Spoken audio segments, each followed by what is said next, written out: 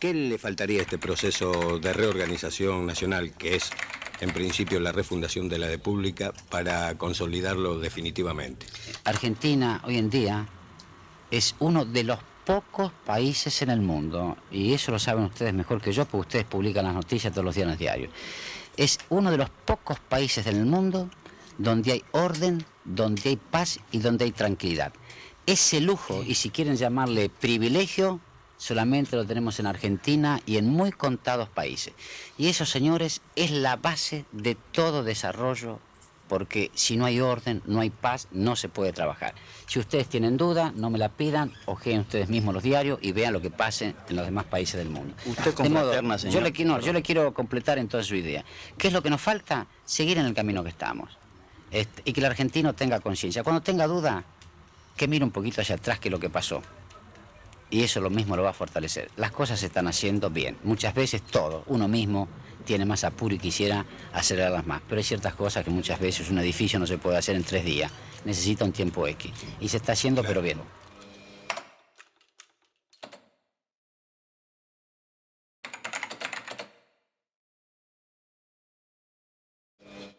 Todo edificio es un archivo, una acumulación de tiempo en un espacio determinado, una concentración de sucesos e historias en una cantidad limitada de metros cuadrados. Este edificio es la sede de gobierno de la provincia de Santa Fe en la ciudad de Rosario.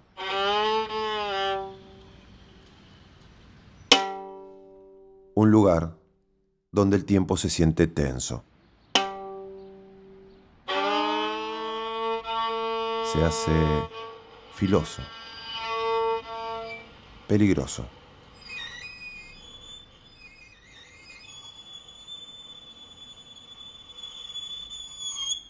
Un edificio político.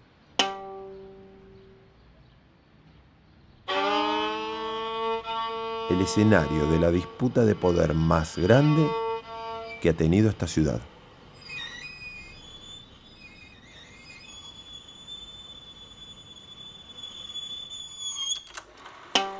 Un campo de batalla. Un espacio donde se comprimen los años y la historia de Rosario.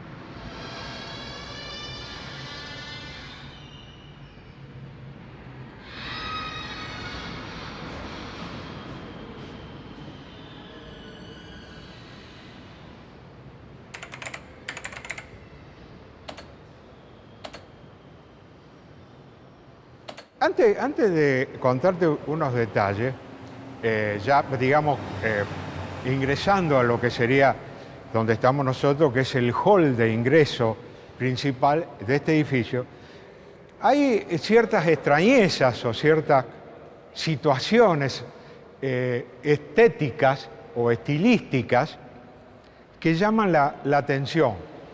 Uno de los elementos que más llama en estos momentos la atención es la utilización en esa guarda que ustedes pueden ver que recorre armando rectángulos sucesivos y que se puede identificar en esa guarda que es correlativa la esvástica.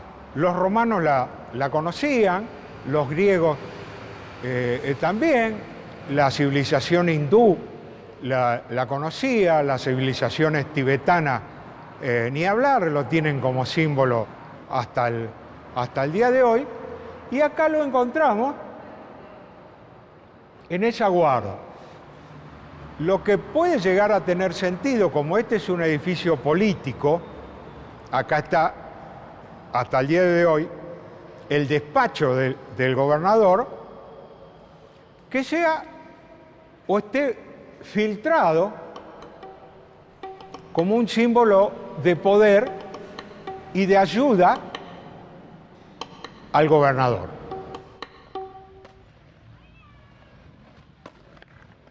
Este es el edificio.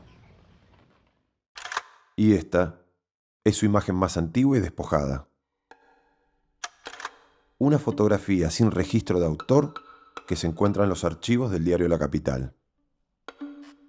Es el año 1920, 4 años después de su inauguración en 1916, aunque su construcción comienza 7 años antes, en 1909. En ese momento, esta misma plaza era esto.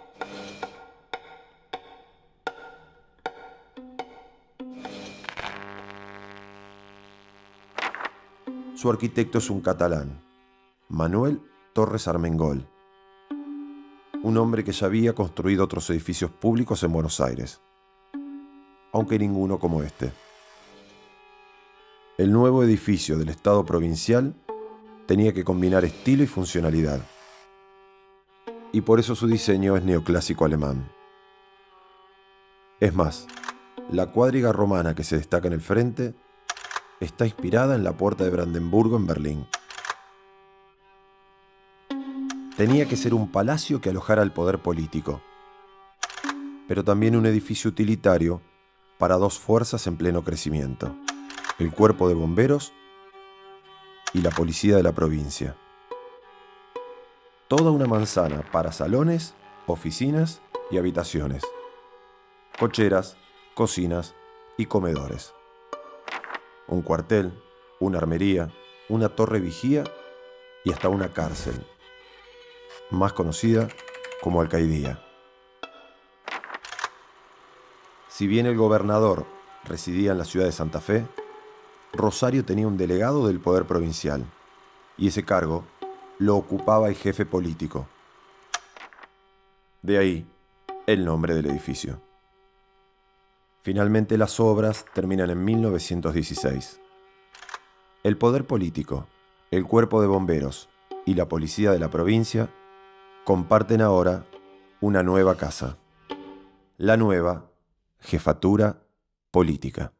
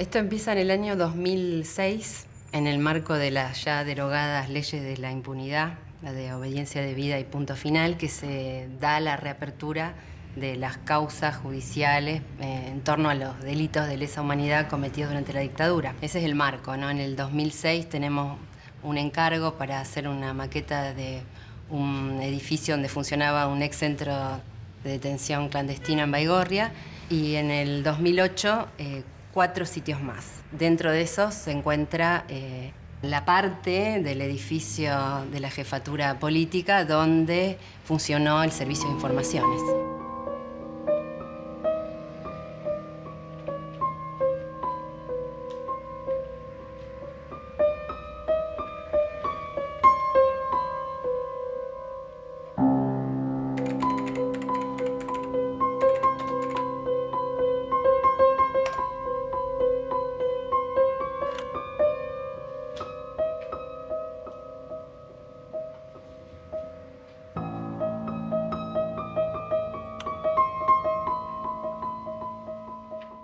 Y lo primero que hicimos cuando nos pidieron hacer maquetas de estos lugares es ir a oficinas públicas, es rastrear los planos. Y no existen, no están. Han desaparecido también estos documentos, ¿no? Nosotros, si bien este, que es un edificio inventariado como patrimonio de la ciudad, tiene una documentación importantísima en torno a los planos originales, ¿no es cierto? No de la reforma que se hace al interior para que funcione el servicio de informaciones.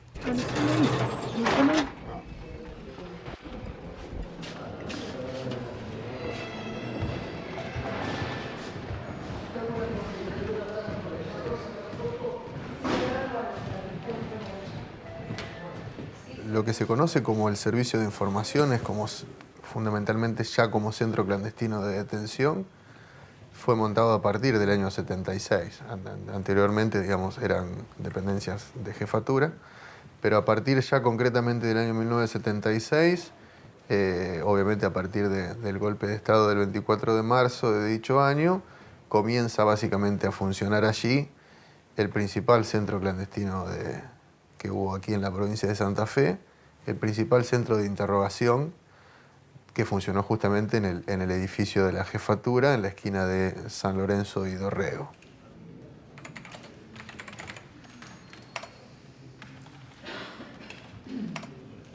Allí no solamente se interrogaban prácticamente al grueso de las víctimas de la represión entre el 76 y el 83, y también, por supuesto, además de ser un centro de interrogación y un centro de distribución de víctimas, en aquel momento detenidos, llamados detenidos subversivos, se cometieron en ese plan, con esa misma finalidad, una infinidad de asesinatos.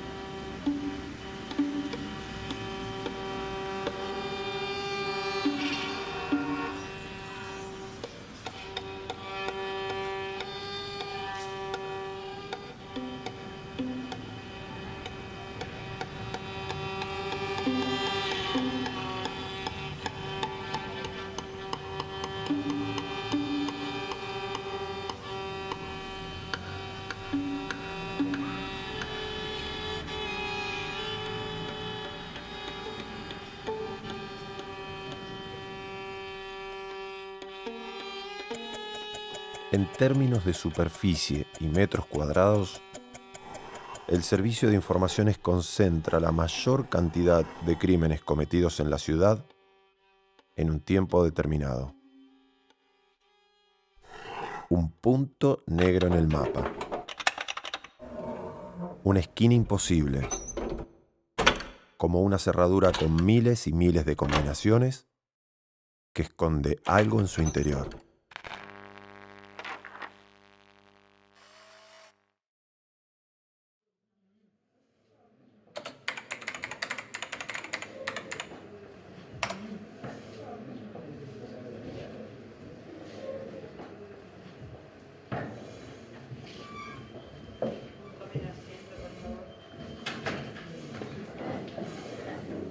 Bien.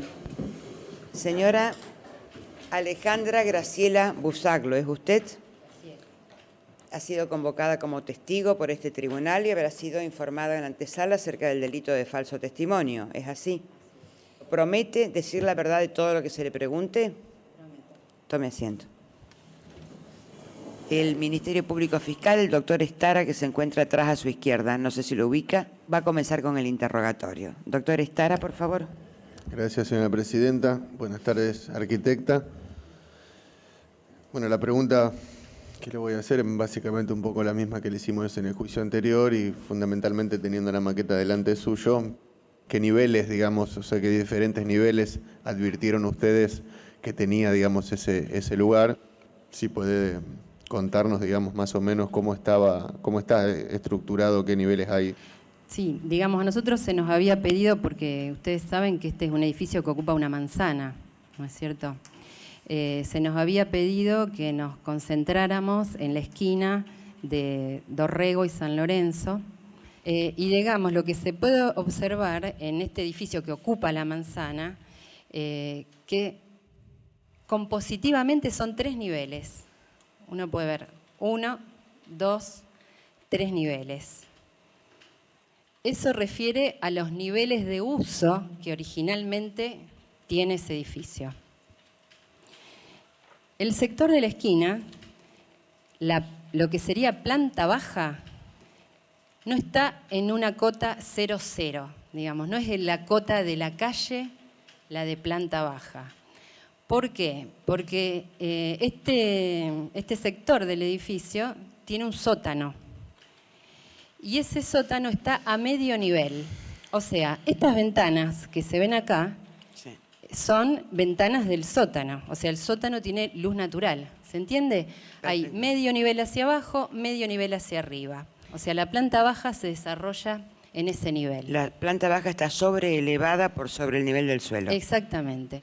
Pero ¿qué pasa? Al interior de este sector, claramente se ha construido en toda su superficie un entrepiso.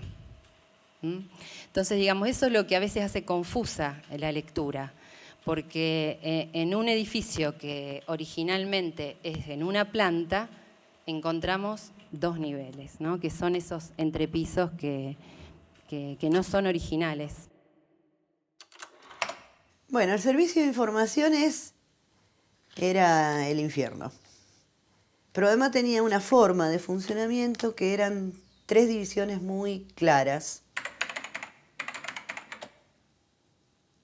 Nosotros lo conocíamos en el afuera y en el adentro como el SI. Estaba lo que es la planta baja, que está un poco por sobre el nivel de la vereda, que es donde funcionaban las oficinas, donde funcionaba la sala de torturas, donde había depósito de detenidos. Había un sótano donde se pasaba a estar un poco más legalizado, digamos, porque en esa planta baja no nos legalizaban, no estábamos como detenidos legales, porque estábamos pasando por la tortura, y como se pasaba por la tortura no se sabía quién podía morir, entonces no se legalizaba. Una vez que nos llevaban al sótano, nos sacaban la venda, las ataduras, si es que estábamos atados, y ahí sí pasábamos a ser detenidos legales, con una legalidad medio gris. Y había otro lugar que le decían la favela, que ese sí era un espacio donde la gran mayoría de los compañeros que pasaron por ese lugar están desaparecidos. Era el lugar más escondido, muy pequeño, no tenía salida al exterior, no tenía entrada de luz, no tenía baño, no tenía nada, y ahí hacían un depósito de los compañeros que podían llegar a ser desaparecidos.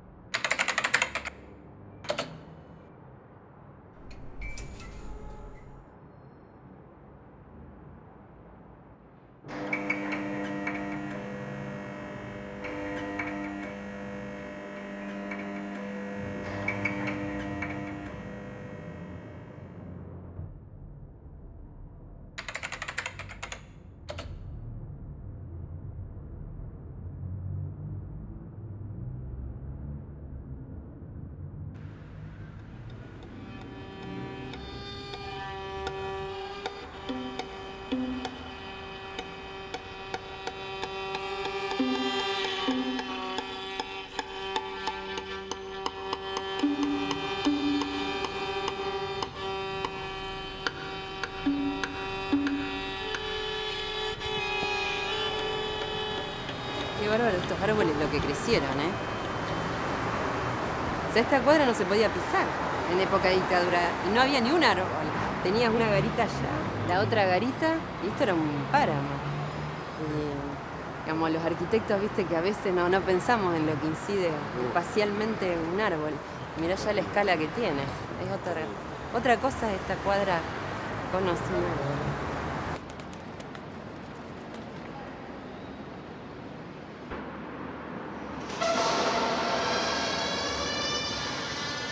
Digamos que mi trabajo tiene que ver con ir reconstruyendo estos distintos momentos, cuando funcionó como servicio de informaciones, después cuáles son las distintas estrategias de camuflaje del lugar, que es una sistemática que se hizo en todos los lugares del país. Entonces, en este caso, los entrepisos fueron una cuestión indispensable para confundir el relato, ¿no? Porque la sala de tortura medía como esto. Y hoy tenés un entrepiso ahí nomás, ¿no? O sea, pero digamos que mi detención o mi observación es edilicia, ¿no? Tiene que ver con esos cambios. Bueno, todo esto viene a cuento de la propuesta arquitectónica. O sea, en el estado de deterioro, de humedad, de caños, de un montón de cosas, el deterioro ya está en este punto. Entonces, digamos, la estrategia en principio tiene que ver con arreglar acá, arreglar también ahí, y esta banda es una banda a preservar porque es donde se concentran la mayor cantidad de inscripciones y de registros. Yo esto te lo estoy contando porque tiene que ver con las fotos que vas a tener que hacer ahora. Una serie de cosas y además que se va a hacer un apuntalamiento de la viga. Entonces, como se va a hacer eso, ya no va a ser más como está ahora.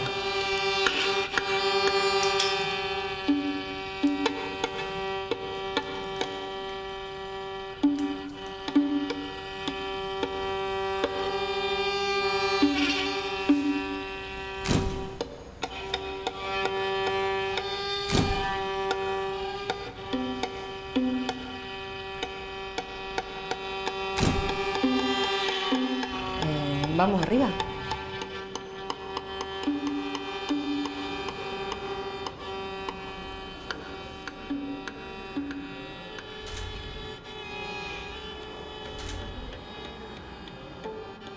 No, pero ese con el agua y todo es el color original de Favela, o sea, es ese, porque mira que ahí se ven todos los cortes de pintura. Ahí tenemos otro, otro. Lo que se ve acá es la pintura que tenía en el año 2002-2003 con el grafiti de la policía, y en este descascaramiento lo que estamos viendo son los colores de las pinturas que tenía antes. Entre ellas se puede ver una celeste y una más verdosa y que coinciden con los colores que están en la planta baja y en el sótano, que estaban en el sótano principalmente, que nosotros estimamos que fueron los colores con los que pintaron todo el espacio inmediatamente después de que funcionó como centro clandestino de detención.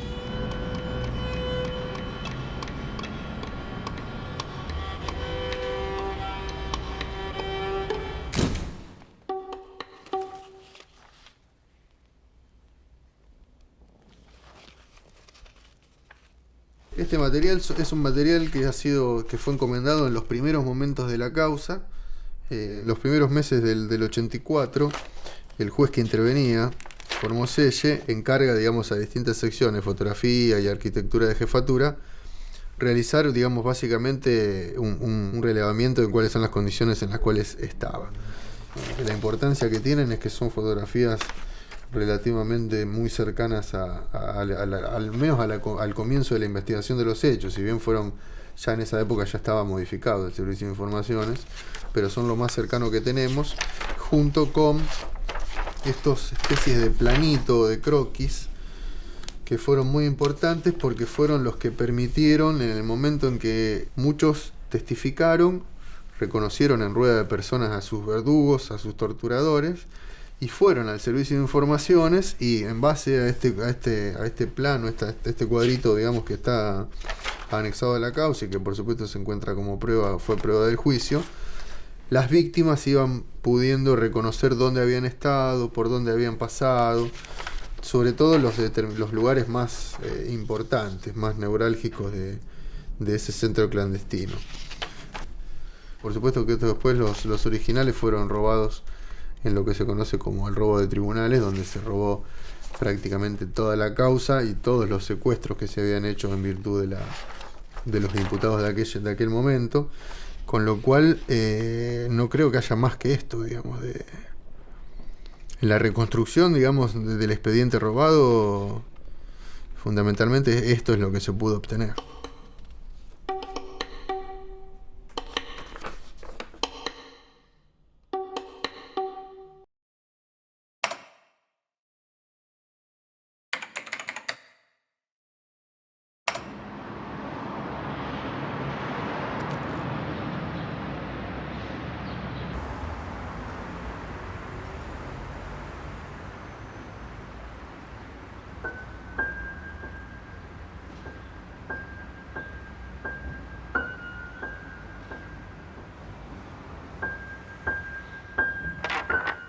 Algo sucede en Buenos Aires en 1905. El policía Juan Bucetich inventa un sistema para la identificación de personas a través de las huellas digitales. Por primera vez en el mundo, una huella única e irrepetible se asocia a datos personales y a una fotografía en un expediente. Un prontuario. Los métodos de una policía científica desembarcan en la ciudad. El nuevo edificio integra las oficinas de fotografía, dactiloscopía y archivo de prontuarios. La fuerza se profesionaliza y guarda puertas adentro el control de la identidad de los ciudadanos. Este es el viejo archivo de prontuarios de la Jefatura de Policía.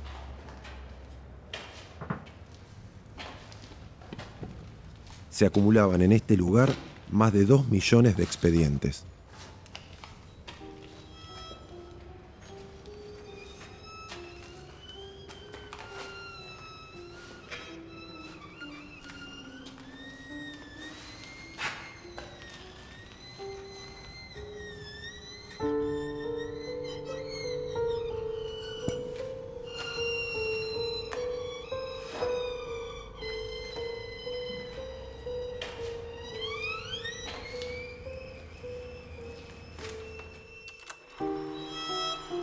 Pero 1930 es un año clave. Con el golpe de estado de Félix Uriburu, el ejército interviene y el gobierno provincial.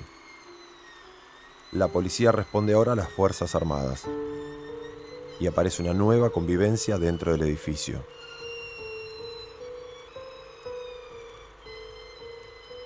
Este es Félix Uriburu llegando a la jefatura política de Rosario.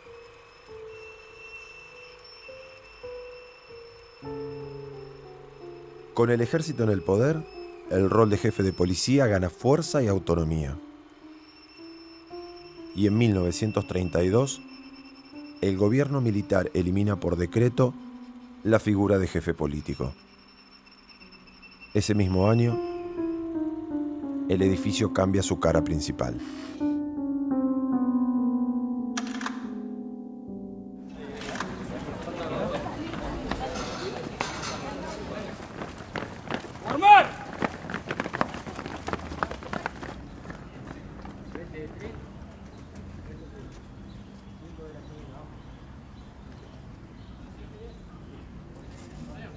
Que tomen nota los bedeles,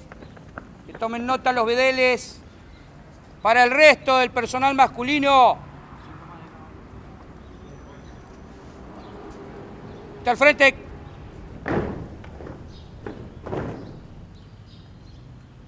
Un paso al frente. Marc. Vista al frente. Personal a mis órdenes. Agrupación. Buenos días. Buenos días, señor.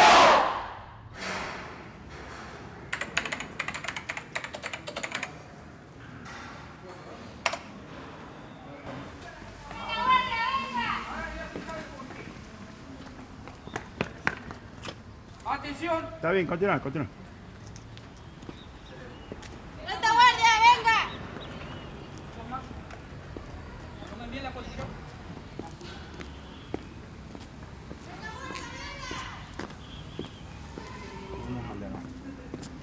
¿Cómo anda, capitán?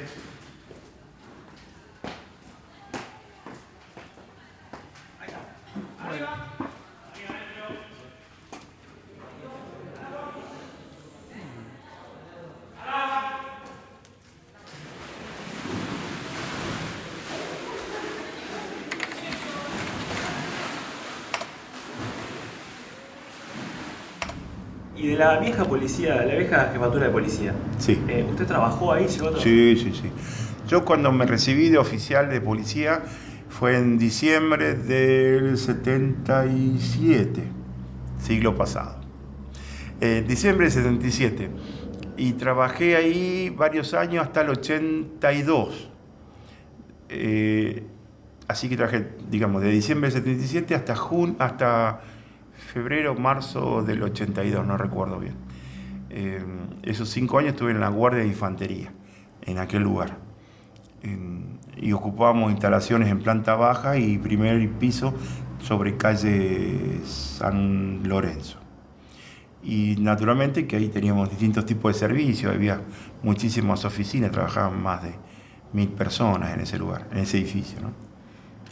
Naturalmente, quien desde 1916 en adelante entró a la policía, la jefatura era ese edificio, porque ese edificio fue construido para la policía. Si bien en el primer piso del lado de Santa Fe, el primer piso era la delegación del gobierno. Pero si ustedes se fijan, todavía dice policía, jefatura de policía. Y bueno, uno dice nuestra casa porque el viejo policía, los de ahora no, pero el viejo policía, ya le digo, los que han trabajado en ese edificio desde 1916 hasta que se fue la policía, lo han conocido como su hogar laboral, digamos, ¿no? Y bueno, pero hay que adaptarse a las épocas. Ahora están en la ex fábrica, que para el policía nunca va a ser su jefatura, en general. Hablo por mí, no me quiero equivocar, pero para mí la jefatura, el edificio emblemático es el edificio de la cuadriga de calle Santa Fe, por más que hoy no haya ningún policía más excepto los que hacen guardia ahí. Pero es un sentimiento, estamos hablando de eso, ¿no?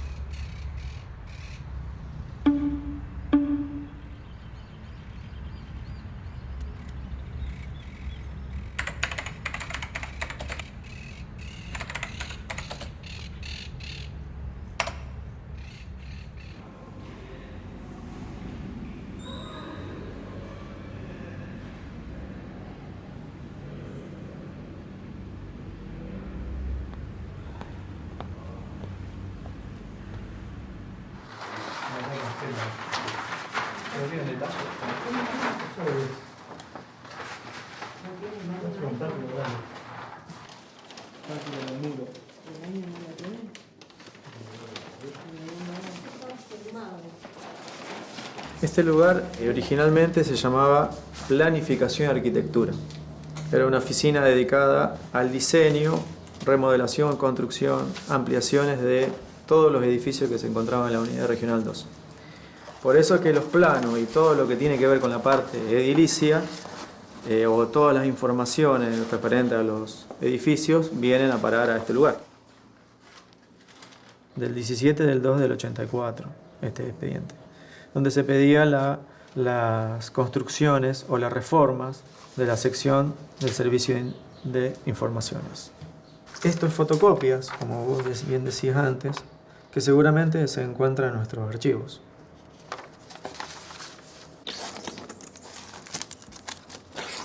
por ahí se fueron juntando, como son carpetas que nosotros ya no usamos más. Están como quedaron en su momento.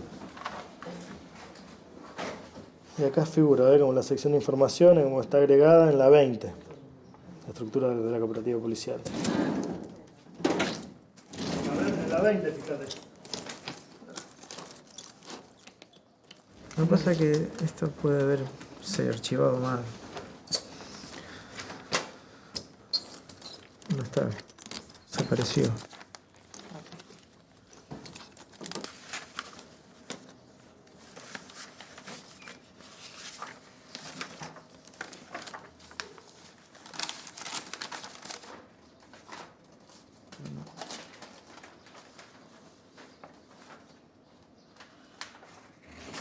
No se encuentra. Investigaciones. División mejoras. Puede ser esa. ¿Qué número? 61 figura.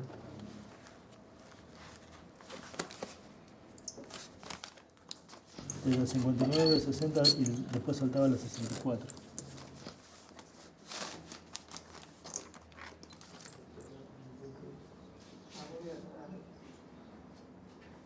Investigaciones, la 61, las mejoras de la división, que tampoco está, la carpeta.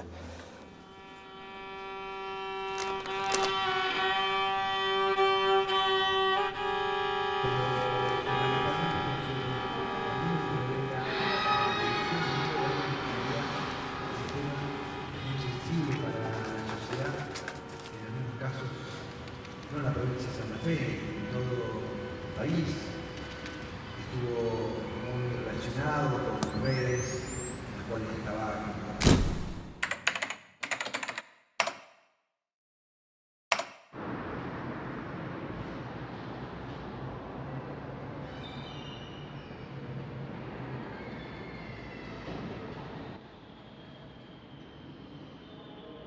En el 2011 quedaba un resto de arriba, en el segundo piso de la policía, un resto de archivos, me parece. Archivo, dactiloscopía. Vos pensás que desde que se creó casi la policía de Rosario estuvo acá. Si vos tenés 100 años en un lugar, es difícil, obviamente, que toma parte suyo su territorio y su historia. Esto de la historia todavía, cuando vos venís acá, alguno dice, te vas a jefatura. Cuando vos vas a jefatura, te dice, te vas a la fábrica militar. Sí, allá está la jefatura, acá está la sede de gobierno, ¿cierto? Pero se sigue y nos reímos porque le pasa a civiles, a funcionarios y le pasa a policías también.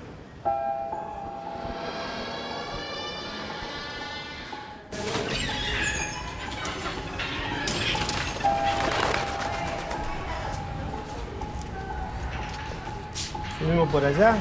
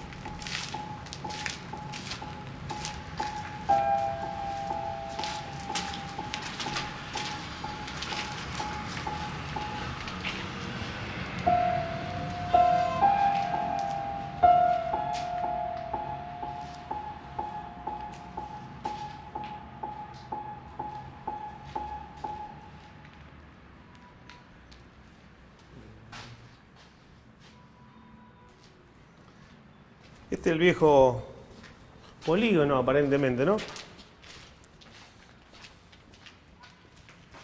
Yo nunca había entrado acá.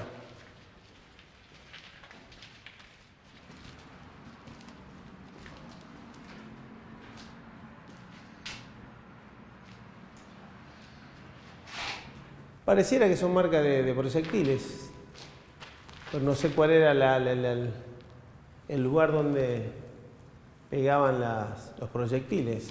Habría que preguntarle, gente que ha estado acá. Nos debemos esto, saber cómo era.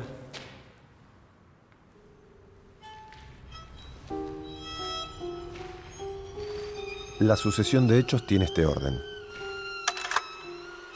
Luego de 1930, la policía se afianza en el edificio. Se convierte en su ocupante principal y mantiene al poder político y al cuerpo de bomberos dentro de su casa. Con cada golpe de Estado en el país, gana más espacio y funciones. Pero ese orden establecido se rompe en 1999. Después de varios años de democracia, el gobierno provincial decide recuperar el edificio y mudar a la policía. El sector más duro de la fuerza se resiste al traslado y comienza una disputa de poder que pone en el centro del conflicto al Servicio de Informaciones.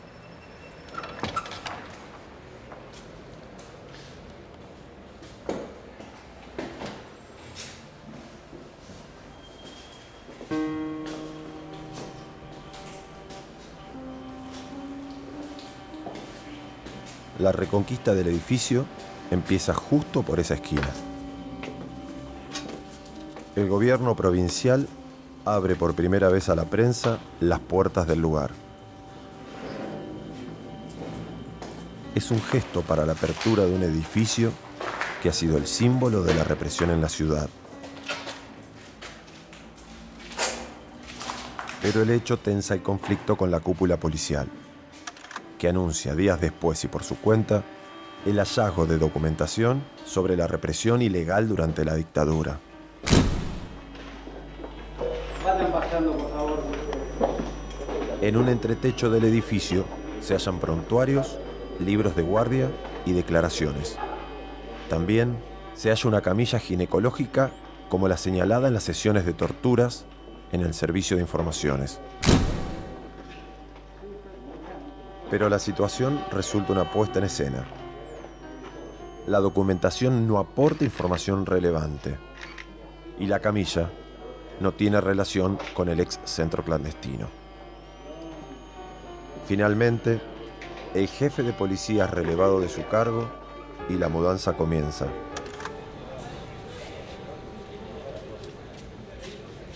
El proceso es lento y dura casi 10 años. Durante ese tiempo, se demuele la vieja alcaidía en el centro del edificio. Aunque se preserva el subsuelo, que funcionaba como cárcel de mujeres. La esquina del Servicio de Informaciones se abre al trabajo de organismos de derechos humanos, sobrevivientes e investigadores que crean el Centro Popular de la Memoria.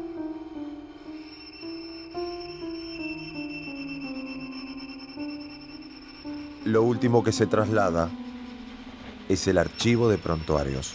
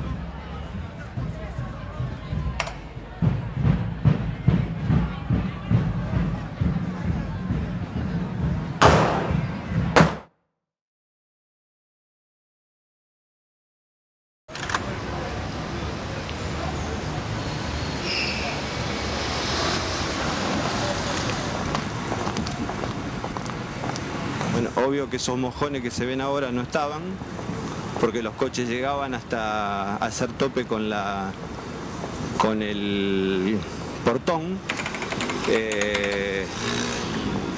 Y bueno, y de ahí nos bajaban.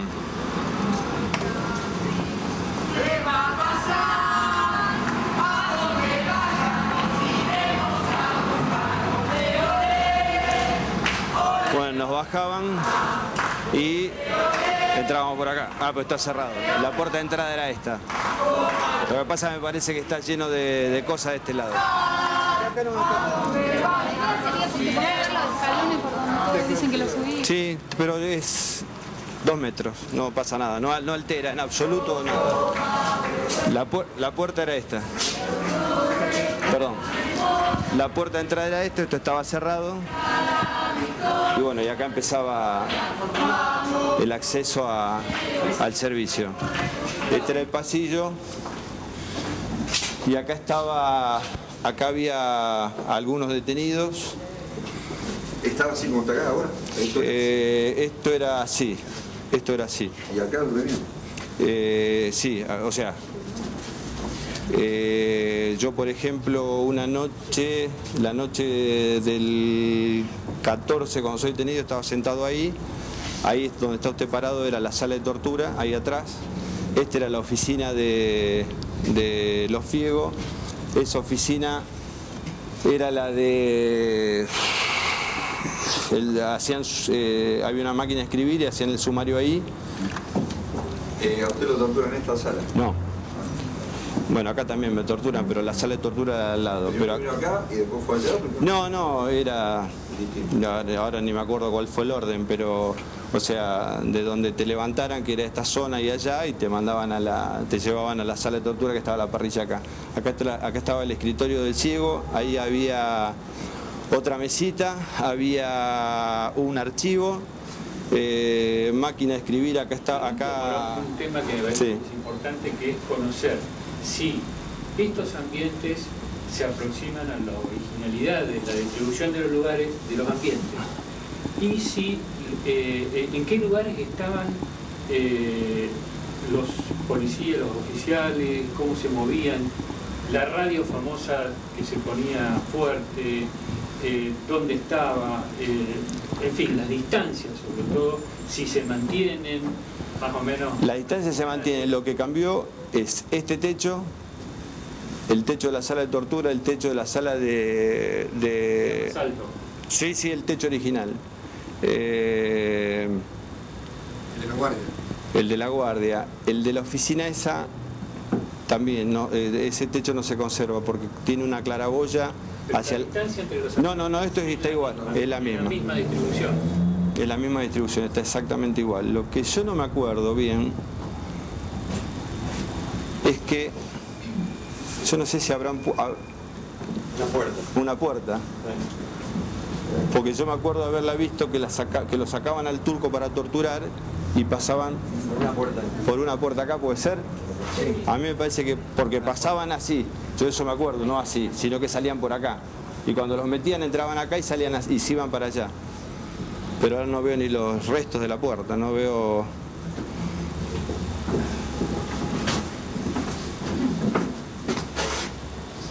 No sé, yo tengo la sensación de que... Claro, tengo la sensación de que pasé, o sea, yo estaba, al estar sentado ahí lo veía cuando los llevaban o al baño o cuando los pasaban a torturar. Me acuerdo del turco que cuando lo detienen que pasa así y se mete por acá porque lo veo, le escucho la voz y lo veo, pero pasa así. O sea, acá tiene que haber habido una puerta, pero no veo dónde.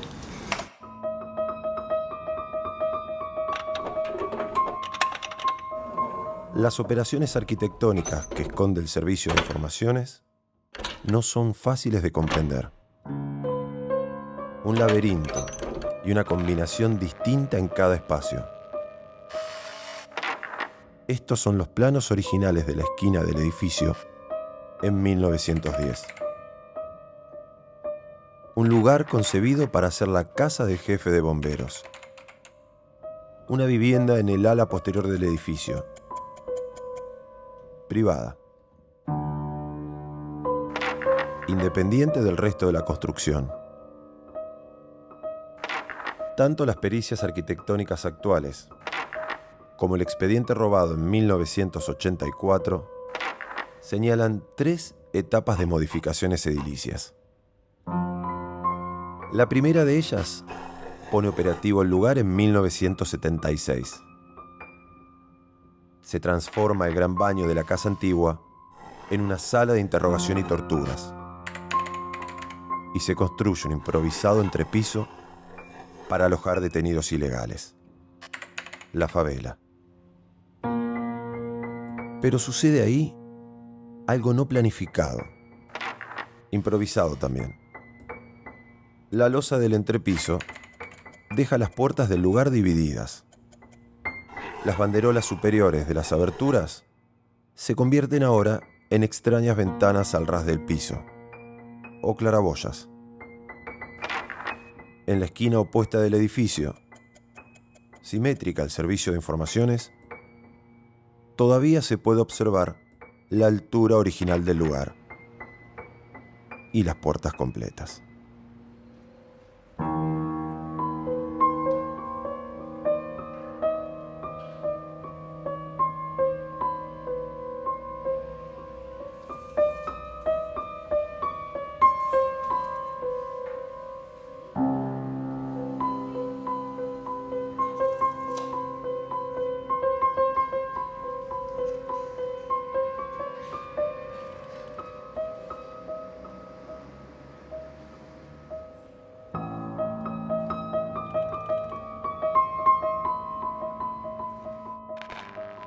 La segunda etapa de modificaciones sucede en pleno funcionamiento del centro clandestino.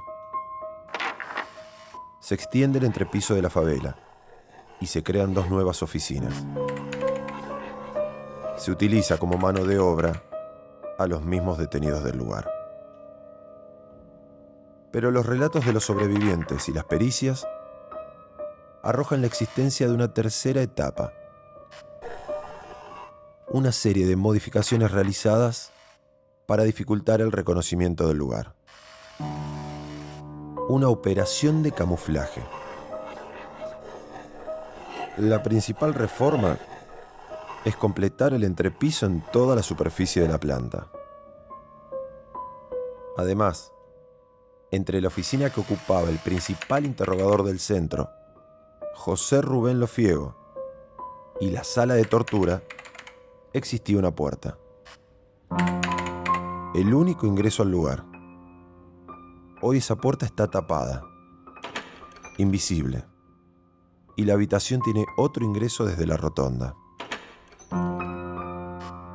Para febrero de 1984, cuando la propia policía fotografía el lugar, el espacio ya era otro.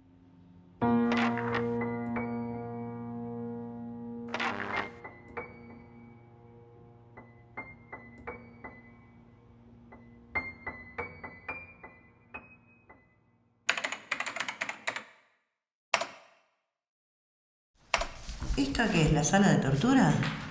Claro, parece grande. eso sería acá. esta parte de acá. Sí. O sea, pero era así, de puertas de vidrio, o sea, madera abajo y vidrio. Más o menos, o sea, capaz que sean las mismas, nada más que la han recortado. Sí. Puede ser, pero eran de esta característica. Así como está. O sea, que es muy probable que esto lo hayan recortado y le hayan puesto... Pero por lo menos está igual a lo que era en el 84, ¿eh? Es claro, la misma. Pero acá es que le hicieron el techo. Claro. ¿No te acordás del cuadro de San Martín? No. Yo sí me acuerdo del cuadro de San Martín. Del único que me acuerdo. El típico cuadro de San Martín con la bandera atrás. Ahí se ve un poco. Ahí puede ser. Puede ser. Lo que no se distingue acá en el piso, si era un piso distinto. No, era un piso de madera. Piso de madera. Y estos cambios tienen que ver con la implantación del terrorismo de Estado.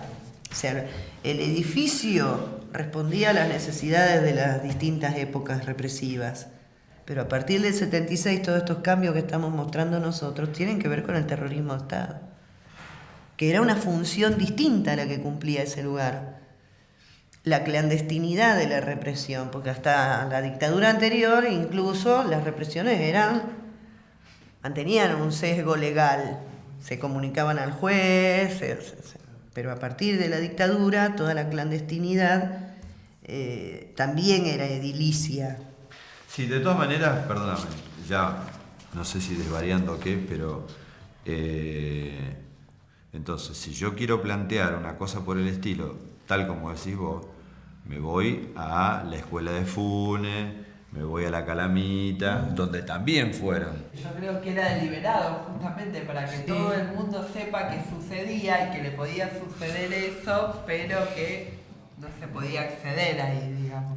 Pero era parte, eso era una doble función. O sea, del ejemplificador del terrorismo de Estado, digamos. Sí. O sea, acá, en este lugar, funciona esto, que está a la vista de todo el mundo, en pleno centro de la ciudad. Sí, también. Aunque tenemos un centro clandestino, digamos. ¿Por qué el edificio de la jefatura, que es un edificio no solo disciplinador, sino que es un edificio político? Obvio.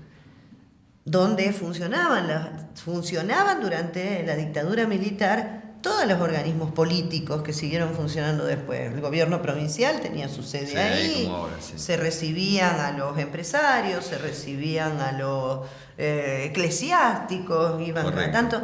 Creo que es un poco lo que ella dice, era una polea retransmisora del terror, eso funcionando ahí, era garantizarle al poder político que se estaba trabajando en función de las necesidades del poder político, empresario y eclesiástico de ese momento, que se estaba funcionando para los fines que necesitaban, que era liquidarnos a nosotros, liquidar toda forma de resistencia al plan económico.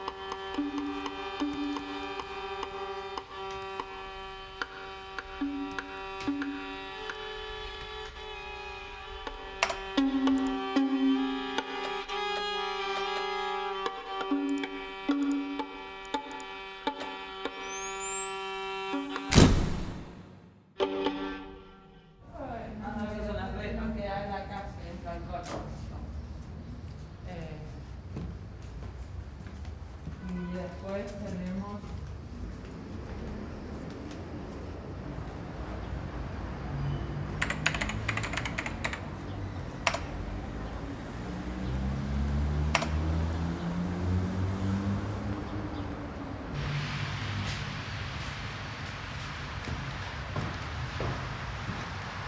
maqueta de qué son distintos centros clandestinos.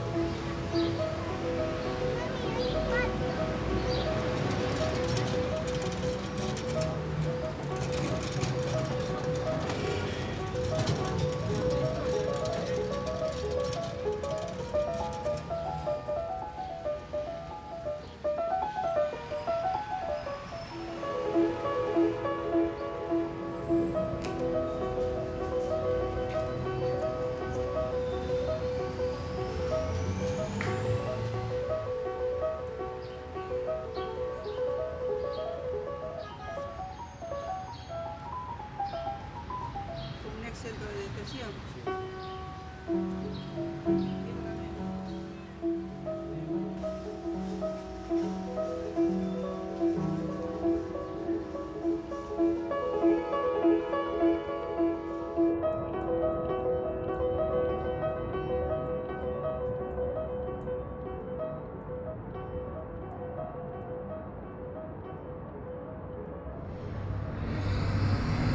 Viste que al hacer el entrepiso ese, que se hizo en toda la planta, se genera una sobrecarga también en la estructura original que colabora a que esto esté peor, ¿no? Así que por eso la propuesta de intervención en este lugar, lo más grande, digamos, que se hace es demoler los entrepisos sobre este sector, justamente para alivianar también esto.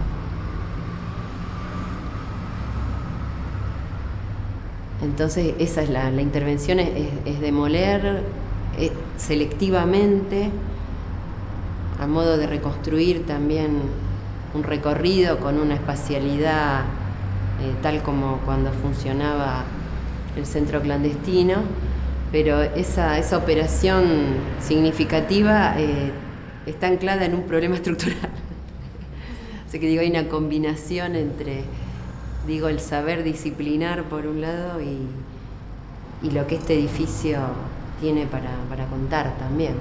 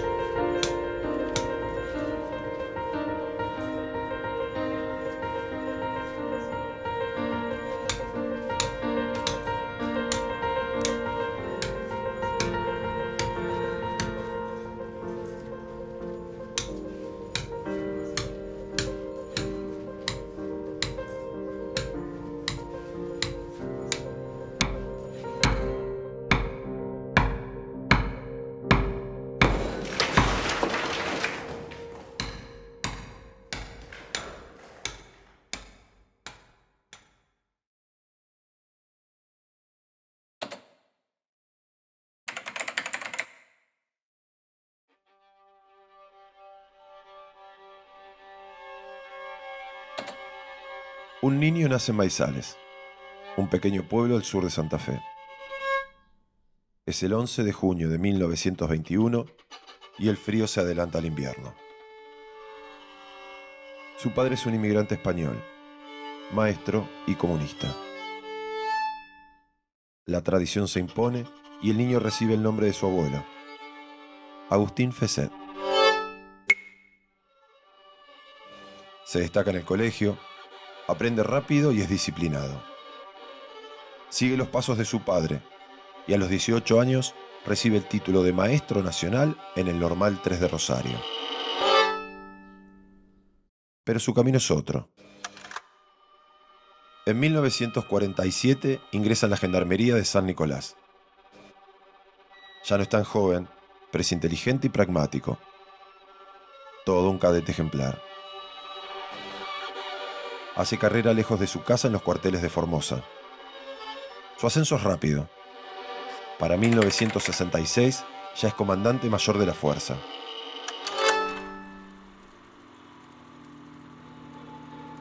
Ese mismo año, el ejército vuelve a derrocar un gobierno constitucional. Esta vez Juan Carlos Onganía toma el poder y desplaza a Arturo Illia. En Rosario también se siente la dictadura. El ejército impone el control social y las decisiones políticas. Las prohibiciones son cada vez mayores y el peronismo lleva más de una década proscripto. Las calles se sienten como una olla a presión a punto de estallar. Y estallan.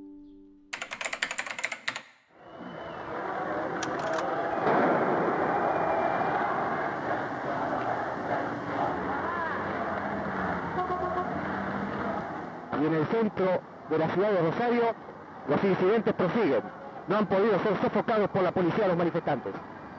Gases por parte de la policía, piedras y palos por parte de los manifestantes.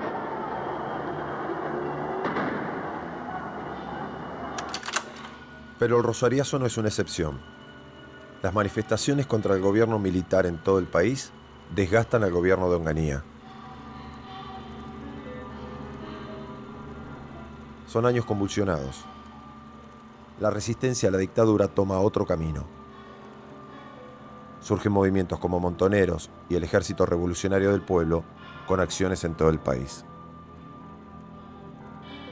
La dictadura se recicla. Los cambios se suceden de arriba para abajo. Asume el poder central el general Livingston y al poco tiempo Lanusse. Ahora es el año 1970 y Fesset es nombrado jefe interventor de la policía de Rosario. Tiene 48 años y su designación persigue un objetivo claro: reorganizar la fuerza. Las secciones de la represión callejera crecen en cantidad de recursos y espacio. La Guardia de Infantería desplaza a los bomberos dentro de la jefatura. El edificio que nació como jefatura política, policial y cuerpo de bomberos es finalmente conquistado por la policía de Fesset. Pero un hecho pone al nuevo jefe en el centro de la escena. La cinta magnetofónica enviada por el Ejército Revolucionario del Pueblo junto a su comunicado número 4 nos brindó la oportunidad de escuchar la voz del cónsul británico secuestrado, el señor Stanley Sylvester. Primero en un saludo a sus familiares y luego en un interrogatorio a que fue sometido con relación a su actividad como gerente del frigorífico Swift. El secuestro del cónsul y gerente del Swift sorprende a la sociedad por sus características. El ERP no pide dinero. Exige como rescate la entrega de alimentos y abrigo para los obreros, además de reclamos laborales. La policía reacciona. Este es el comandante Agustín Fesset. Comandante Fesset, ¿cuáles son las últimas novedades relacionadas con el secuestro del señor cónsul de Gran Bretaña? Bueno, señores, novedades importantes en cuanto al lugar, probable lugar donde pudiera encontrarse el señor cónsul. A este momento no tenemos nada concreto. ¿Hay alguna persona detenida con relación a este hecho, señor Fesset? Bueno, sí, se han realizado en el curso de la noche aproximadamente 50 allanamientos en toda la zona urbana de la ciudad.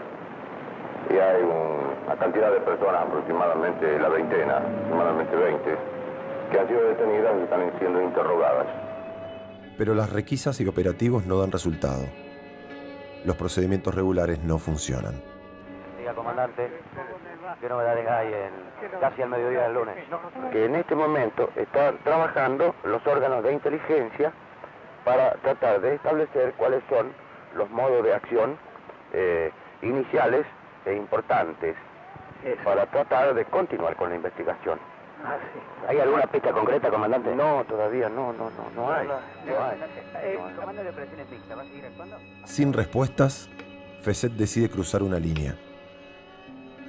Es un gesto pequeño, imperceptible al interior de la fuerza. Es el ensayo de un método. El 25 de mayo de 1971, 2 días después del secuestro, Fesset ordena el primer paso a la clandestinidad de la División Informaciones. Los detenidos por esa sección policial dejan de figurar en los libros de guardia de la jefatura. Azúcar, aceite, leche en polvo y arroz. 3.600 personas aproximadamente van a recibir en este preciso momento cada bulto, uno por cabeza. Además, mañana posiblemente puedan entregarse 2 frazadas a cada operario. Van a ser aproximadamente 7.600, 7.500 para el personal del frigorífico Swift y las restantes van a ser repartidas en las villas de emergencia. Pagado el rescate, el cónsul es liberado y Fesset lo vive como una derrota personal. Golpeado, necesita consolidar el accionar represivo y busca apoyo en la opinión pública. En 1972, escribe una carta al periodista Mariano Grondona. A las organizaciones armadas insurreccionales las combato sin ninguna consideración. Tengo 51, aunque tengo todos los dientes. Gano campeonatos de tiro con pistola sin usar lentes. Y si se ofrece, le escribo las iniciales en una pared con la pistola ametralladora Thompson calibre 45. La del tambor, que es la misma que usaba Elliot Ness. Fesset se reconoce un admirador de la doctrina militar aplicada por el ejército de Francia en la batalla de Argelia en 1957. Ha aprendido de esa escuela que su guerra no es contra un ejército regular, sino que el enemigo está dentro de la propia sociedad. Sabe que la clave es la información. Un detenido lleva siempre a otro. Para eso hay que capturar sospechosos, interrogarlos. Y todas las prácticas son válidas. El jefe de la policía tiene ahora un método, pero no tiene tiempo. El retorno de la democracia y el gobierno de Cámpora en 1973 frustran sus planes. Es relevado de sus funciones y se refugia en el norte del país, aunque sigue vinculado al ejército. Se convierte en agente del Batallón de Inteligencia 601 bajo el alias Rubén Carlucci. Pero sobre todo, es paciente. Sabe esperar.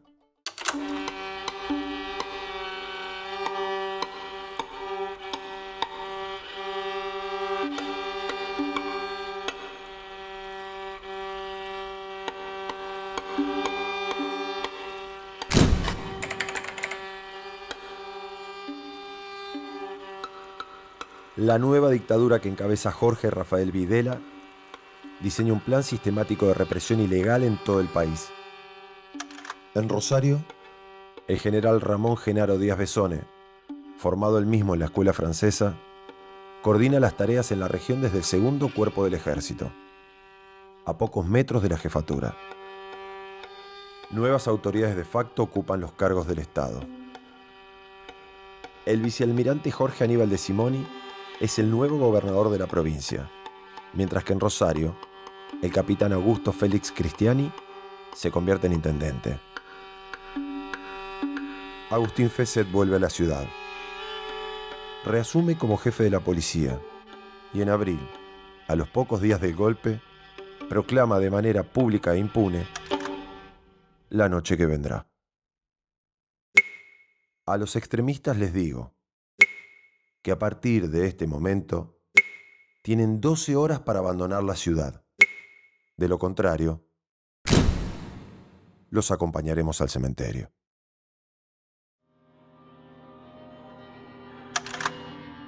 La policía se convierte en el brazo ejecutor del terrorismo de Estado y el edificio de la jefatura en un faro que proyecta oscuridad hacia toda la ciudad. En la esquina de Dorrego y San Lorenzo, Fesset planifica su mejor obra, el Servicio de Informaciones. Reúne un grupo de tareas para hacer trabajos de inteligencia. Una patota de unos 50 policías que secuestran, torturan, violan, roban y asesinan. José Rubén Lofiego, alias El Ciego, es uno de los líderes del grupo. También está Mario Marcote, conocido como el Cura. Ramón Vergara, alias El Sargento o El Pelado. José Carlos Cortechini o Archi. Julio César El Ronco Nast. Ramón Ibarra, alias Rommel. Y Carlos Altamirano o Caramelo.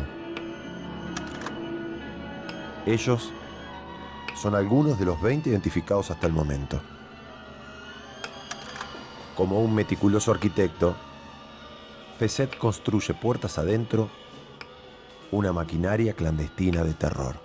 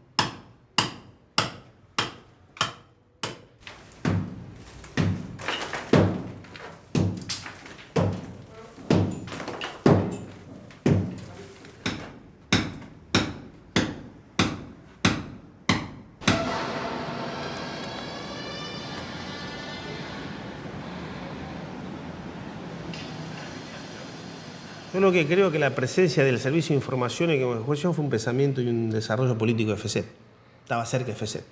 Diríamos, separar el Servicio de Informaciones como centro de detención masivo, como centro de tortura y aniquilamiento, FESET lo tenía a un piso y a 50 metros caminando, que es lo que hacía, iba y venía.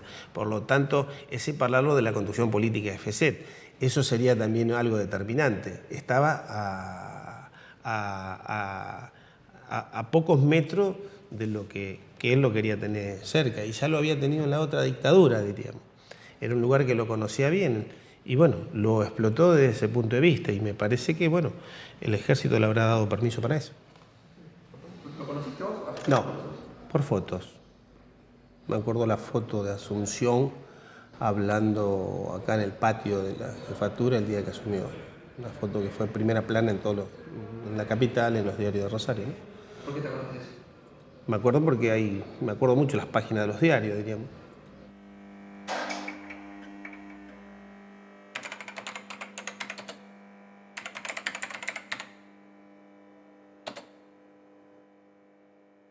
La arquitectura de todo poder necesita de 3 palabras. Una versión oficial.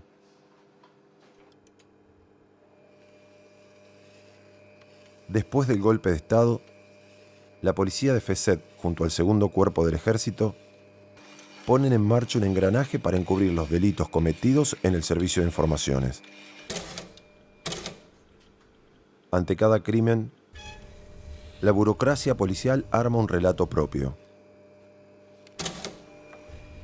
Construye versiones legales de los hechos que luego son reproducidas en los medios masivos de comunicación. Uno de estos hechos tiene lugar en julio de 1977.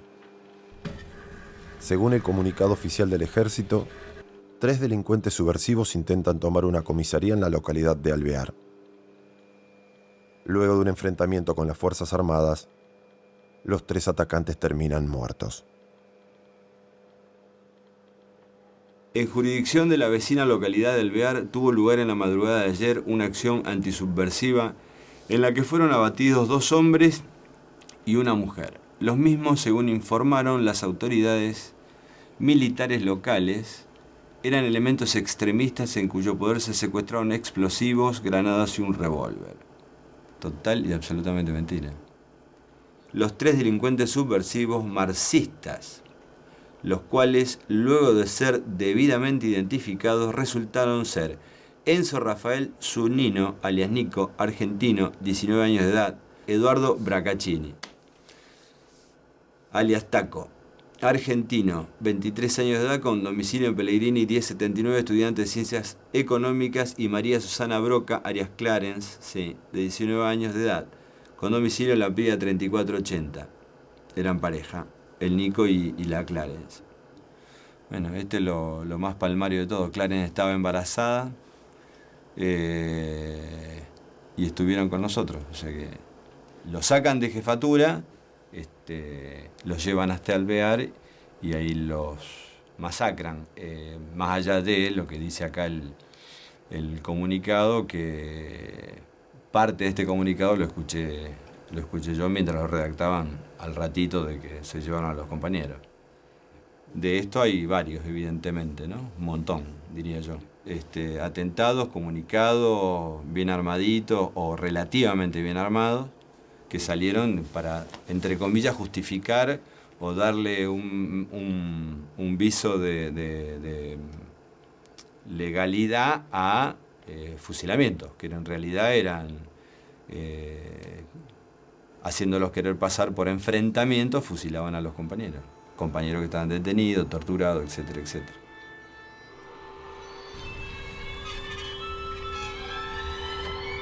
Pero hay un caso que es determinante en la vida del Servicio de Informaciones. En diciembre de 1978, es detenido y asesinado dentro del centro clandestino un joven militante y estudiante de ingeniería, Conrado Galdame. Para encubrir el crimen, la policía monta un falso operativo en la vivienda de la víctima. Pero al llegar al lugar, se encuentran con otros habitantes de la casa. Los hermanos peruanos María Antonieta y Rory Céspedes Chum. que inmediatamente son acribillados. El parte oficial comunica la muerte de 3 delincuentes terroristas en un enfrentamiento. Aún hoy puede verse uno de los impactos de bala en la puerta del lugar. El caso Galdame genera un conflicto internacional. Los hermanos Céspedes Chung están relacionados a un jefe del ejército de Perú que pide explicaciones al gobierno argentino.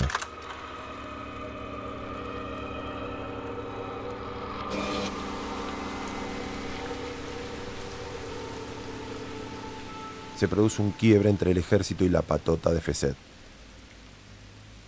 Finalmente, el segundo cuerpo comienza a desmantelar el servicio de informaciones.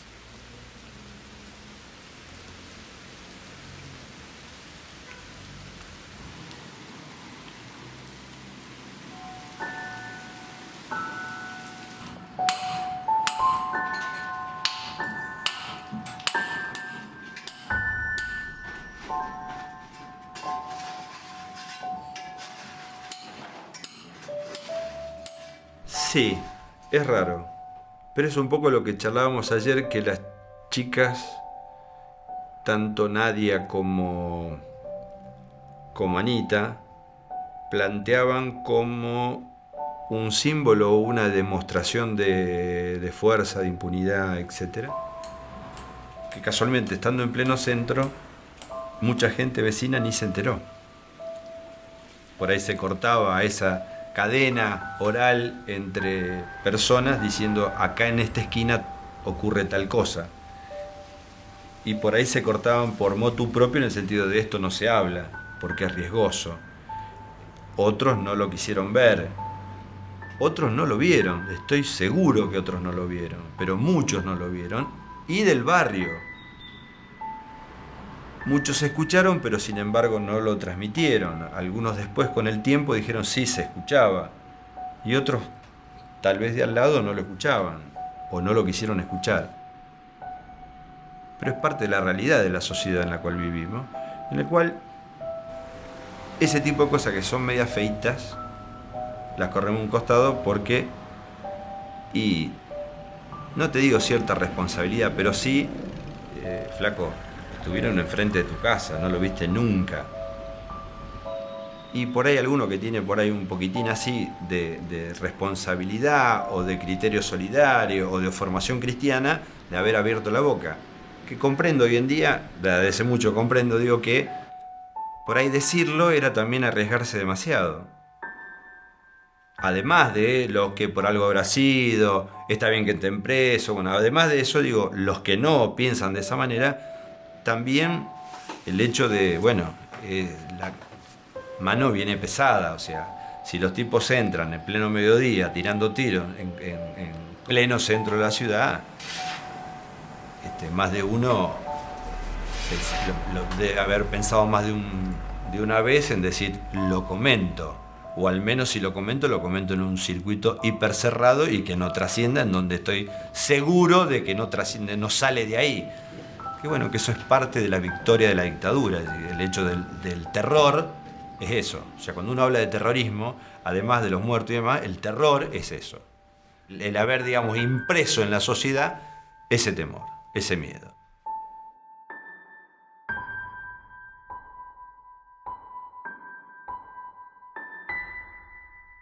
¿Qué año habrá sido, Nera, eso?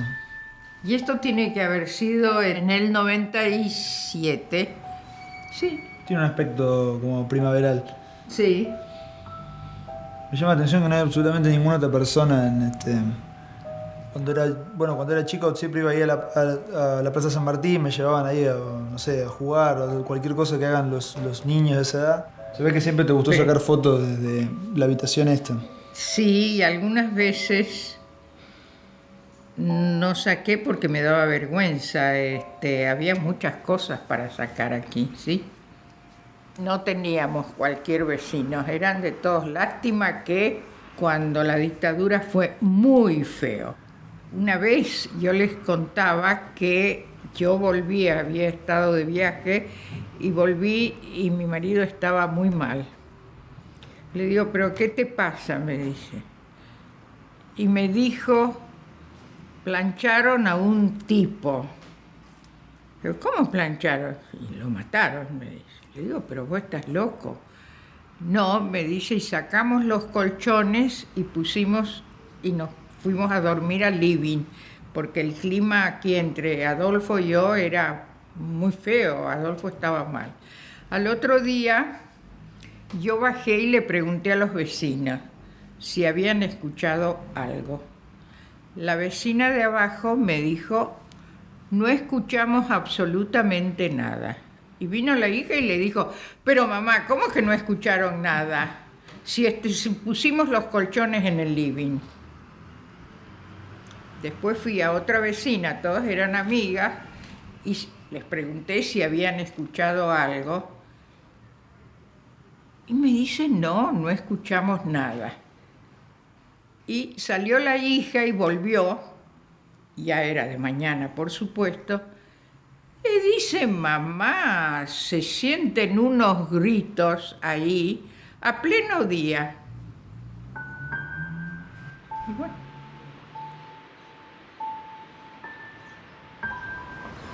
Nunca saqué las fotos de los familiares, de los que estaban, de los presos, los familiares cuando la dictadura, porque no la saqué, me daba vergüenza eso. Pero sí ha sido un edificio que ha significado, bueno, los 56 años que vivimos aquí. Sí.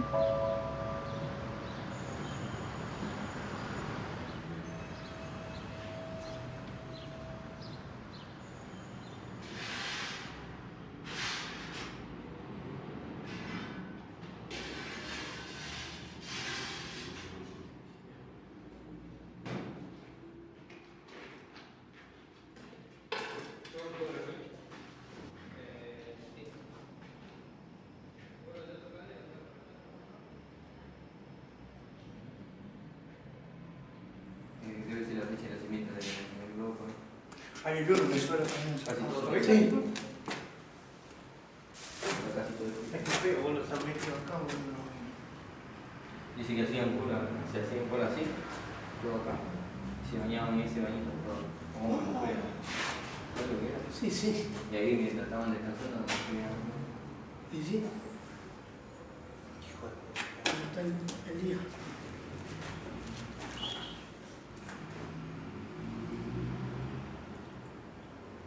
En el 75 más o menos, ¿cierto? Sí, creo que sí, 76. Bueno, nací acá. No estaba ni pensado. Ni pensado que no estaba ni los huevos de padre.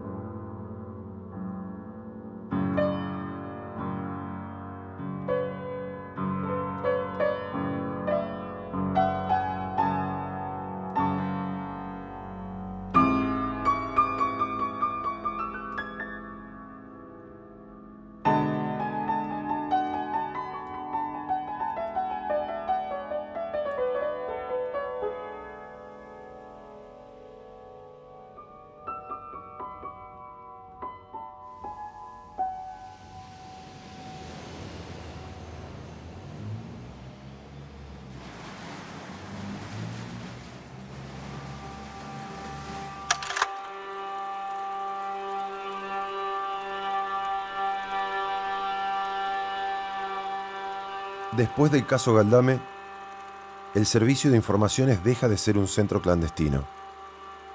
Se convierte en otra cosa. Mantiene detenidos políticos, pero legales. Su funcionamiento es más parecido a una comisaría. Pero esa transformación no es un hecho aislado. Responde a una nueva lógica en el sistema represivo de Rosario, que se inicia en la cúpula militar nacional y luego llega hasta las autoridades de la ciudad. En agosto de 1978, el general Roberto Viola asume como jefe del ejército en lugar de Videla, quien se mantiene como presidente de facto. Las denuncias internacionales por violaciones a los derechos humanos son cada vez más grandes. En 1979, llega al país la Comisión Interamericana de Derechos Humanos de la OEA. Buscan inspeccionar esos centros de detención denunciados en el exterior. Pero para ese año, solo quedan 7. En ese contexto, el ascendente general Viola visita Rosario y se prueba como vocero de las Fuerzas Armadas. El gobierno de las Fuerzas Armadas, en modo alguno, ni mucho menos las Fuerzas Armadas, han entrado en un periodo de bondad para enfrentar a la lucha subversiva. La enfrentan con la misma intensidad, con la misma decisión, con la misma vocación de vencer con que empezaron a enfrentarla poco menos que de sus inicios. Laissez-faire por parte de las Fuerzas Armadas, que se lo quite total y absolutamente de la cabeza. Si no se toman más detenidos es porque no hay más subversivos. El segundo cuerpo del ejército también se renueva, y en diciembre de 1980 desembarca en Rosario el general Juan Carlos Trimarco. Estamos llegando a fin de año, hoy es el último día del 80 y los invito a que brindemos por la aventura personal de todos y por la patria. Todo el tablero cambia de piezas. Roberto Viola concreta su llegada a la presidencia de facto de la nación. Reemplaza a un desgastado Videla después de 5 años de dictadura. En paralelo, el capitán Augusto Félix Cristiani también se retira. Deja la intendencia de Rosario con un mensaje a la población. Una nueva etapa comienza. Al iniciarse mañana la segunda etapa de este proceso de reorganización nacional, pido a mis conciudadanos que acompañen a las nuevas autoridades con el mismo espíritu con que nos acompañaron a nosotros. El traje de Cristiani también anuncia nuevos tiempos. El gobierno militar abre el juego y busca legitimidad en sus aliados civiles. El dirigente del Partido Demócrata Progresista, Alberto Natale, es designado intendente.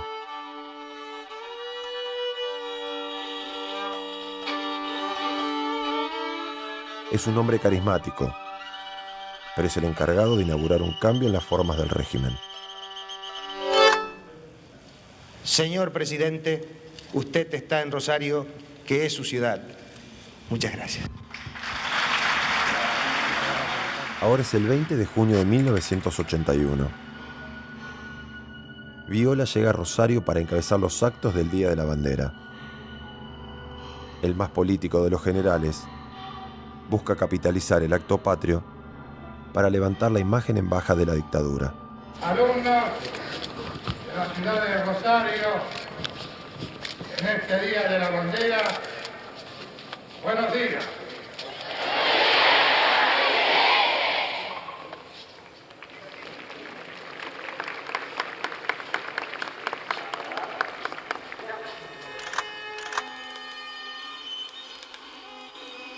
La sucesión de mandos llega por fin a la policía de Rosario. El teniente coronel Rodolfo Richer ya no tiene la misión de armar una patota criminal como hizo Fesset. Su tarea es también renovadora. Debe lavar la cara de la institución y comienza por el edificio. En una entrevista de rutina, perdida en los archivos, confirma un plan de remodelación del viejo edificio de la jefatura. Con respecto a la policía, podemos hablar largo entonces, aprovechando esta oportunidad. Vemos que hay muchas racias, mucha actividad dentro de la ciudad. Hay una tónica nueva en este sentido. Bueno, están a lo mejor conociendo a través de ustedes, se están conociendo los procedimientos que se hacen, pero es una actividad habitual, ¿no es cierto?, que se hace todas las noches, en fin, ya hemos hablado. Va a haber algunas novedades en lo que hace a la preocupación de ustedes que me lo habían planteado referente a las comisarías. Habrán leído el llamado a compra directa de las comisarías que les preocupaban, sobre todo la subsegunda, la 12, la 10ª, ¿no es cierto? Así que... Y también creo que hay una partida del gobierno de la provincia para trabajar sobre los 2 pisos de este viejo edificio de jefatura. La segunda etapa, la primera se cumplió el año pasado y se va a llamar licitación para la primera etapa. Esas obras alcanzan el servicio de informaciones. La esquina de San Lorenzo y Dorrego debe modificarse. Hasta comienzos de 1980 es todavía uno de los pocos centros de detención abiertos en el país, junto a la ESMA en Buenos Aires.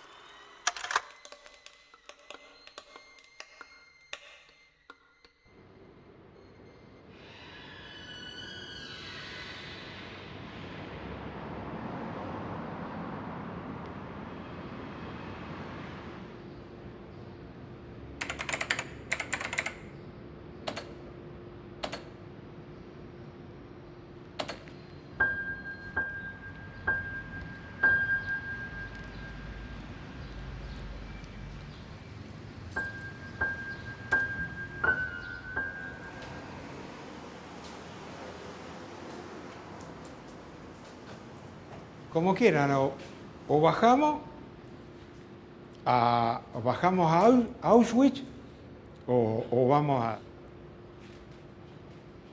Este lugar era el asiento de la división Informaciones, como yo lo conocí en el año 80, cuando ingreso por primera vez. Lo que no es original es que cuando vinimos nosotros, vine yo específicamente, hay como una marca que a mí me gustaba colocar pisos de cerámicos tipo más colonial. Y este piso con los zócalos lo colocamos después del 80. Acá en este entrepiso se puede ver una mayor intervención. Entonces aquí encontramos más profusión de esas baldosas cerámicas rojas. E incluso la llegué a poner en la baranda, la llegué a poner en la escalera. Personas que dicen que el cambio del piso y de las puertas se hicieron para que este lugar no sea reconocido por algunas personas que estuvieron acá unos días.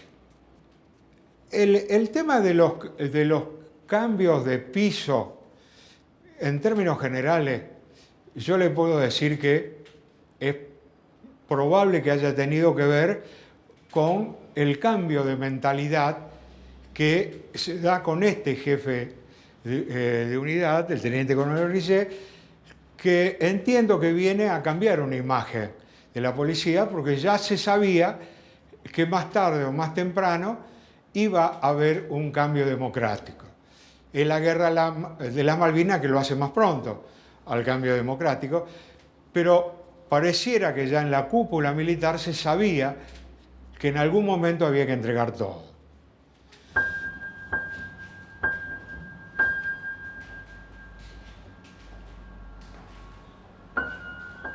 En realidad tenemos que partir de un concepto que hoy se maneja y que todos conocíamos de mayor o menor envergadura, que era la existencia de torturados y desaparecidos.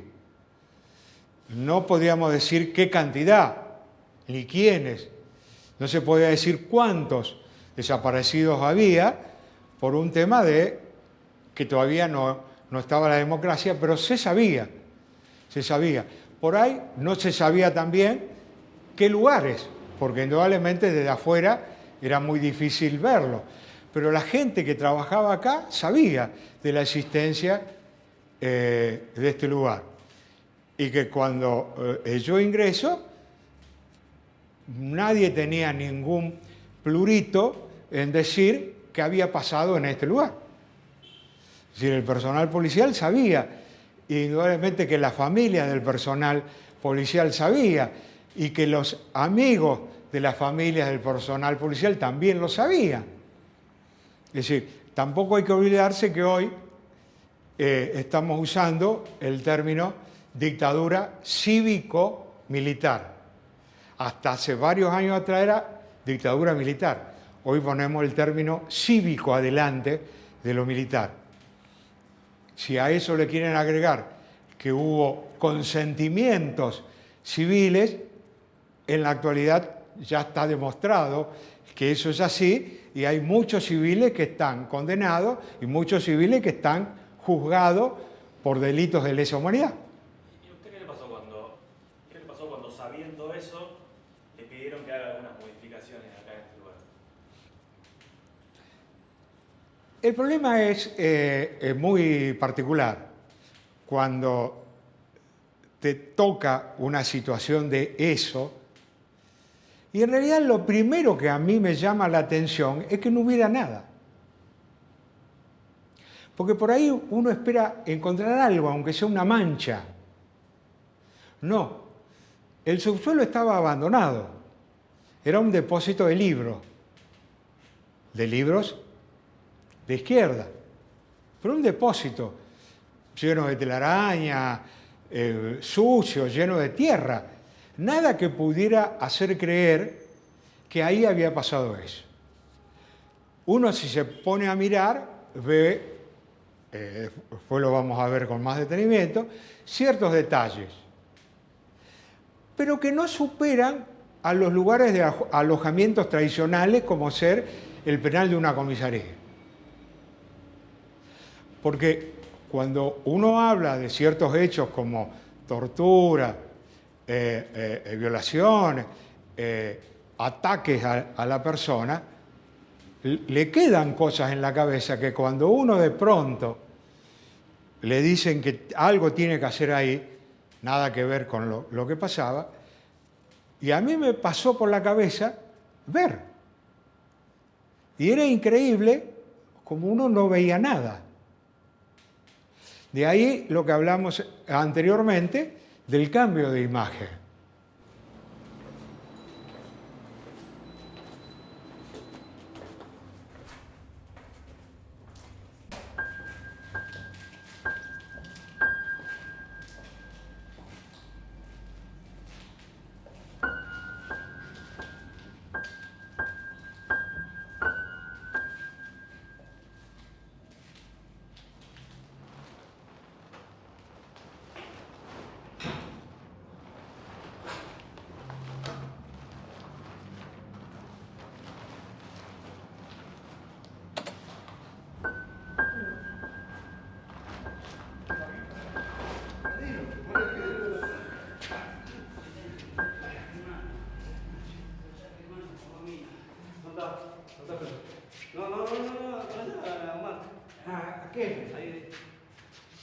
Vamos.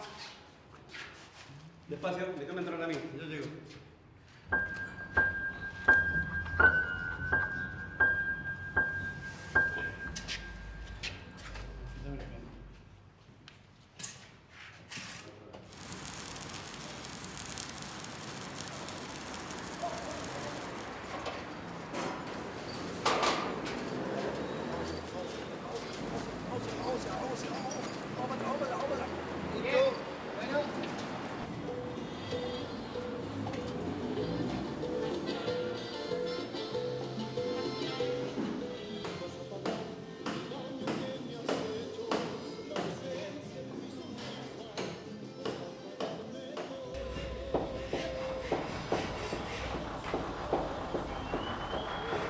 Todo lo que había que imaginar ya está a la vista.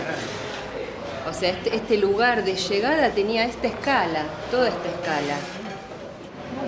Nunca me di cuenta que era curva eso. Todo, claro, tiene la moldura curva. Y eso que estuve elaborando ahí arriba. ¿Viste? La ñata contra el vidrio.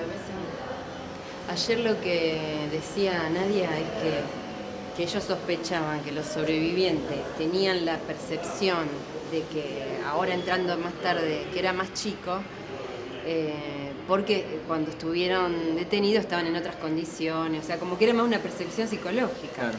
Y no es psicológica, es real. O sea, cuando vos tenés el cielo raso a la altura que estaba, te parecía más grande. Ahora cuando vengan de vuelta y vean que esto, ayer vinieron pero estaba armado. Claro, ahora cuando pero vengan ya, y ahora ya van a tener algo otra de eso expectativa. se vio. Claro. Es muy diferente.